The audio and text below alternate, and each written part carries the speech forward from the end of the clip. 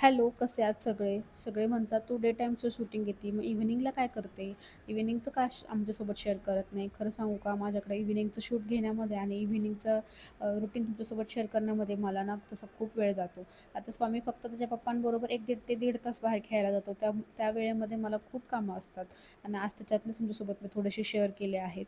आता स्वयंपाक तर माझा थोडासा झालेला होता, पण म्हटलं चला आता संध्याकाळचं रुटीन शेअर करायचं आहे, तर चला आपण आपलं जे रुटीन आहे ते दाखवूया. स्टँड सगळं सेटअप करायचं, कारण की स्वामी बरंचसं मला काम करू देत नाही आणि त्यामुळं ना तो गेल्यानंतर मला जेवढं होईल तेवढं शक्य मी करत असते.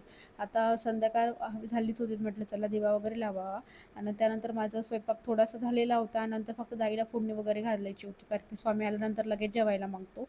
मग त्यामुळे त्याची खिचडी वगैरे माझी झाली होती, भात झाला होता, डाळ वगैरे झाली होती. मला फक्त फोडणी घालायची होती. म्हटलं तुमच्यासोबत पण जे माझं इव्हिनिंग रुटीन आहे ते शेअर करावं, कारण की वाटतं तितकं सोपं नाही आहे. कंटेंट क्रिएशन असो की माझं